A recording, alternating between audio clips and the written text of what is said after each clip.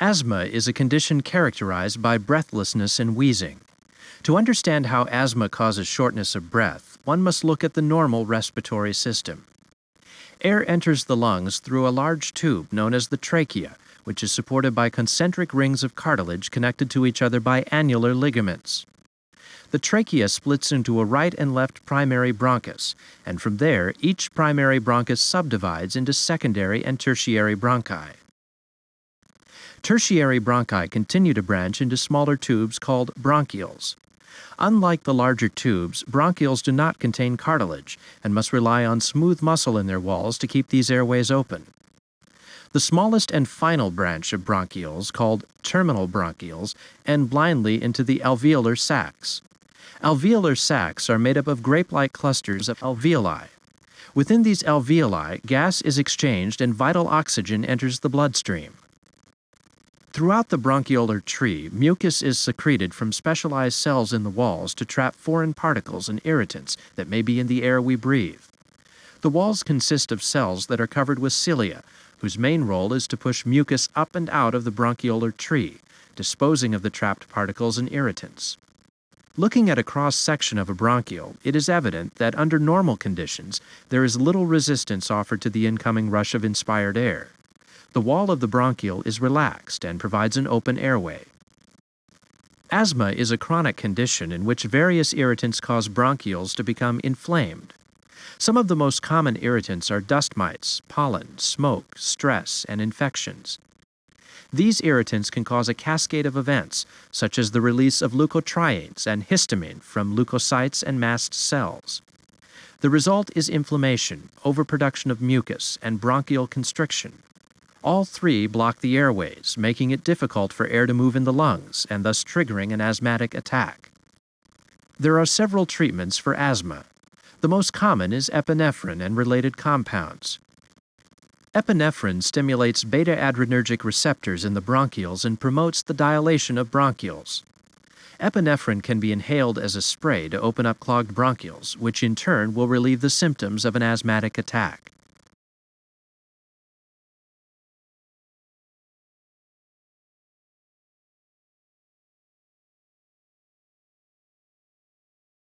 A physician performing a bronchoscopy views the passages of the respiratory tree using a flexible tubular camera that is inserted through the mouth or nasal cavity.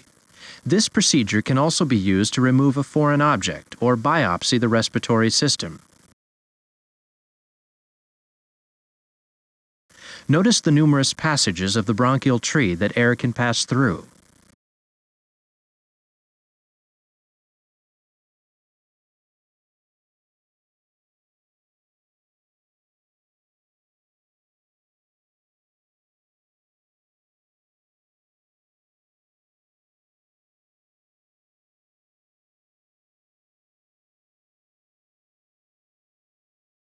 Spirometry measures the amount of air inspired and expired. It can be used to diagnose respiratory disorders such as asthma and emphysema. You may now click on one of the breathing pattern buttons to observe the trace of the spirogram. During normal breathing, approximately 500 milliliters of air are inspired and expired. This is called the tidal volume. During forced maximal inspiration, a quantity of air in addition to the resting tidal volume enters the lungs. This additional volume is called the inspiratory reserve volume and equals about 3,000 milliliters. During a maximal expiration, about 1,100 milliliters of air in addition to the resting tidal volume can be expelled from the lungs. This quantity is called the expiratory reserve volume. However, even after the most forceful expiration, about 1,200 milliliters of air remain in the lungs.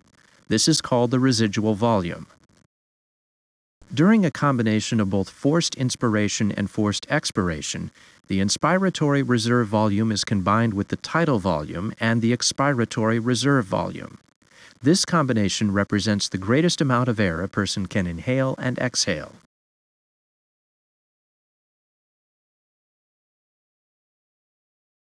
The pressure of a given quantity of gas is inversely proportional to its volume. Increasing volume results in decreasing pressure. Decreasing volume results in increasing pressure. Increasing volume causes a decrease in pressure, which causes air to rush in as the pressures reach equilibrium. Decreasing volume causes an increase in pressure, which causes air to be expelled as pressures reach equilibrium.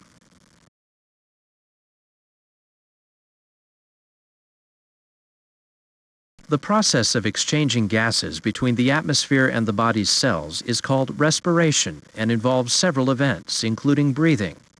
As we zoom into the body, we can observe the respiratory system during gas exchange. Air passes through the alveolar sacs to the alveoli, where gas exchange occurs.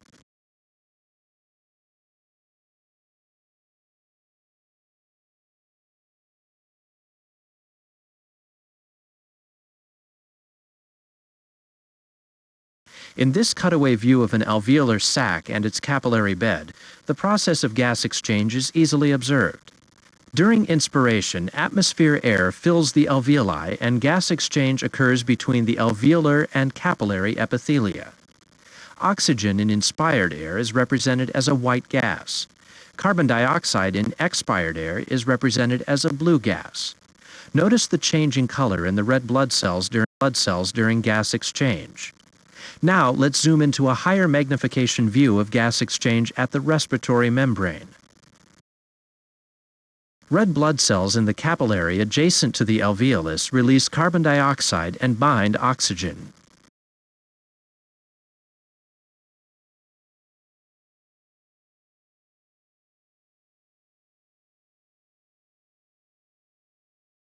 The mechanics of breathing involve changing the volume and pressure of the thoracic cavity.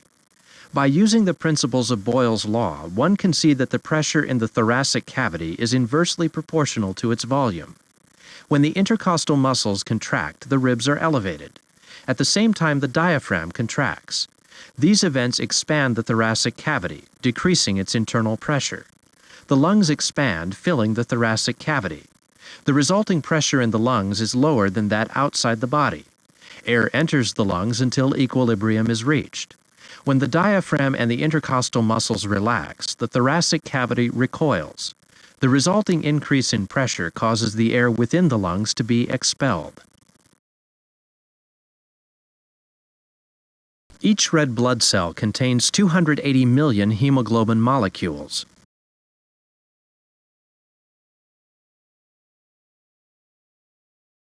Hemoglobin is folded protein with 4 iron-containing heme groups. Each heme unit binds with 1 oxygen unit. As a hemoglobin unit becomes oxygenated, its color changes to a brighter red. Collectively, this molecular color change is evident in the bright red color associated with arterial blood.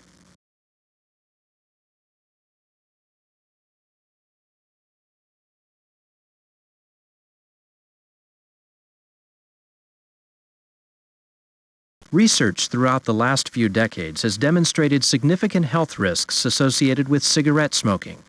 Examples of these risks include emphysema, chronic bronchitis, lung cancer, and inhalation of carbon monoxide. Carbon monoxide is produced as a cigarette burns. This odorless and colorless gas is inhaled with cigarette smoke into the lungs.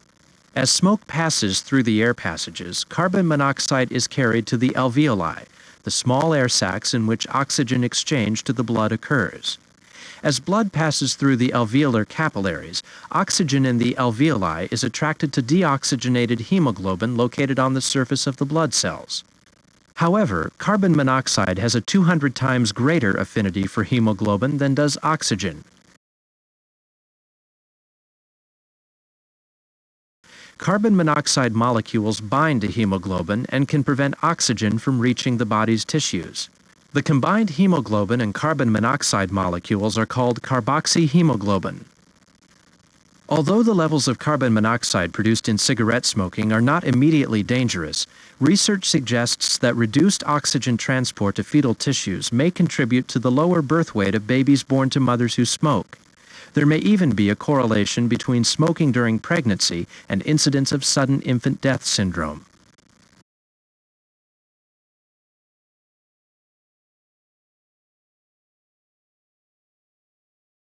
This is a histological image showing alveoli in section at high magnification. Although they are not distinct in this image, capillaries are found between adjacent alveolar walls.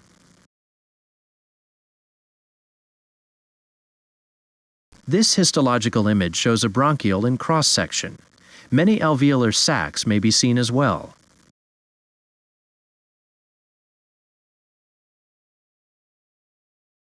This histological image of an area of lung shows a terminal bronchiole and a blood vessel in cross-section. Alveoli surround these structures.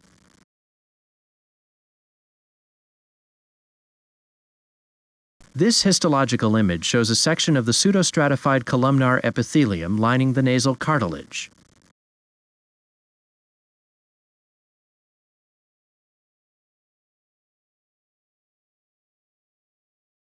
This histological image shows part of the trachea in cross-section. Notice the tracheal rings composed of hyaline cartilage, which are present only on the anterior and lateral sides.